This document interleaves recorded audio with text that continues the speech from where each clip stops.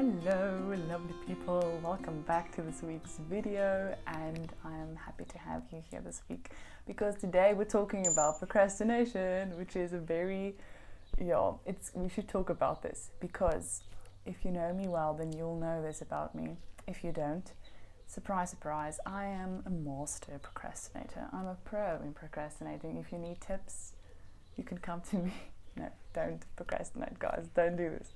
But I have been dealing with this for obviously a while, and I just want to share with you what I have recently, or in the past year, I think, just wisdoms that I've come across and things that have been working for me or working a bit better for me.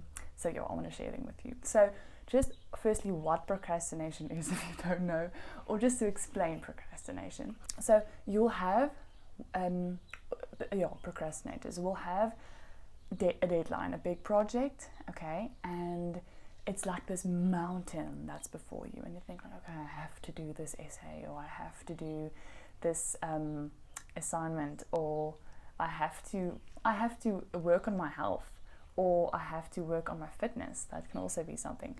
It's like an abstract thing that you have to do, and you'll be like, okay, I'll start with it this week. And then this week becomes the next week, okay, next week.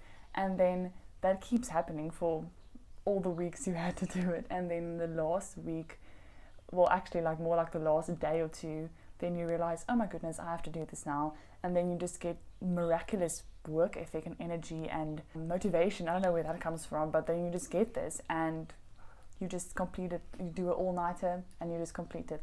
But then what ends up happening, which is quite sad, is that you rush something, and many times something you actually like, and then that something that you actually like becomes something negative to you because you keep on postponing it. And what's strange about procrastination is that we procrastinators, you don't want to procrastinate and you don't want to postpone things, but this sounds a bit hectic, but it literally feels like a disease or a syndrome to me. Like I'm diagnosed with procrastination. That's very hectic, but that's what it feels like. It feels so, it's so part of my system. But we can overcome it, guys. Okay, so I want to give you 5 tips or 5 things that I've learned about procrastination and what works a bit better for me recently. So, number 1 is, I did a video on your thoughts and the power of your thoughts and capturing your thoughts. So this links to this as well. So every time you choose yes or no. So what happens is, say for example, you're busy with a task or something, or just before you want to start, then all these ideas about other things you can do.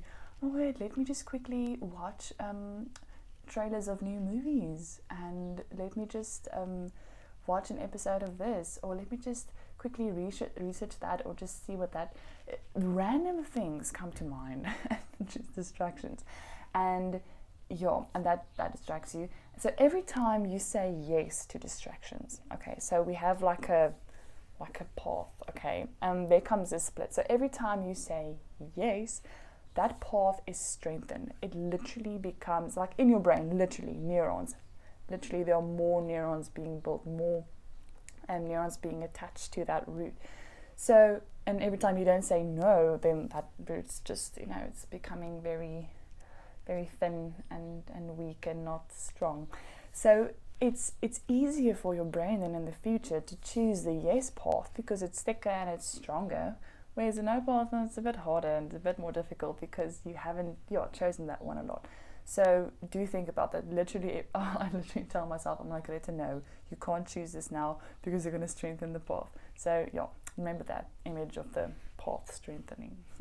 Okay, guys, number 2. So planning, but not just normal planning, not just to-do list. This week I want to do A, B, C, D, X, Y, Z, everything. Planning like in today I'm going to do this, and like specific things you need to do. So and this is it made such a huge difference for me not to just do like a weekly to-do list. So what I used to do is I used to, in this block, okay, this is like to-do list for the week, then I would make like to-do list for the week things. Guys, doesn't work. No, because then you say, okay, it's on the big, I'll do it tomorrow, the big to-do, I'll get to it tomorrow. No. So what you need to do, color code, guys. So say all the blue things I need to do for Wednesday, and then you do the blue things for Wednesday because it's a specific goal for Wednesday. You need to do that. So I don't know if this works for everyone. It works for me. And the weeks when I don't do it, I don't get the things done. It just doesn't happen. So deadlines are important. What I've seen, which was a bit more difficult for me this year with doing online learning at university and not actually being able to go to classes, is now I have to set my own deadlines. And when at university, then I had to go to class because otherwise I'd miss the lecture.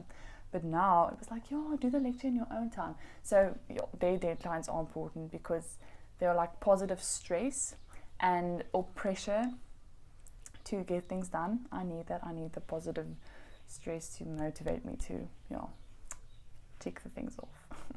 Okay, number 3. So, big tasks, big projects. Try to do them. Okay, and I'm saying this to myself as well because I don't do this yet. Do them first, or do them not at the end. So, what I mean by this is, say, for example, you have a massive essay to do, like me. Then don't do all the small things first, tick them off just for satisfaction, and then leave the last thing for the end, or the big thing for the end. Don't do that, because in your mind it's just this big mountain that keeps lurking in front of you, and it never disappears, and actually you constantly think about that. You never really forget about it, and that's just annoying. So just do it, and then it's finished. Because what I've tried to tell myself is that I'm gonna do it in any way, whether I like it or not. I will have to do it. There's no way of not doing it. So you have to do it. Focus on breaking up the big project or the big assignment. So, for example, essay. Start by just reading the assignment and reading what's expected of you. That can just like float in your brain so long, or do the research so long, and that's finished. And then the other thing with leaving the big mountain projects for the end is that you're not making provision for unforeseen circumstances. So, for example, the printer could not be working, or the ink could be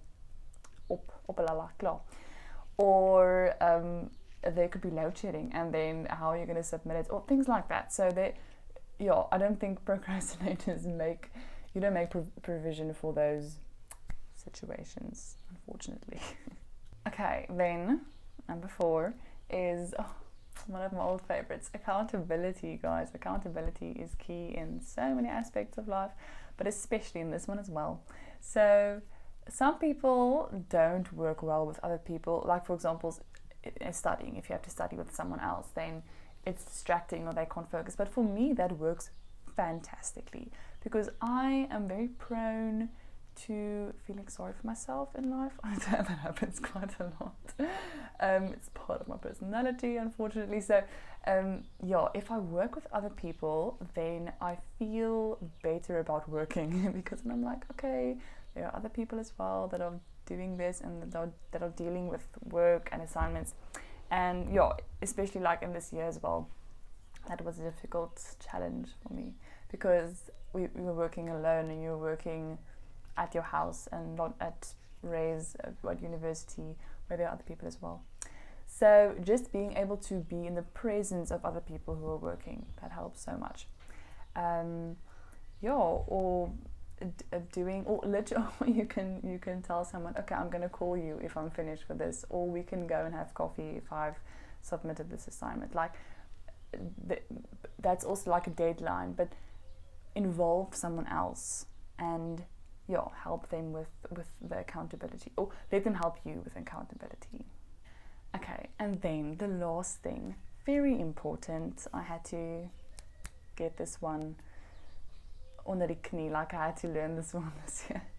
Number 5 is have some grace with yourself. It's okay, it's fine, it's okay. You are not the only person dealing with this.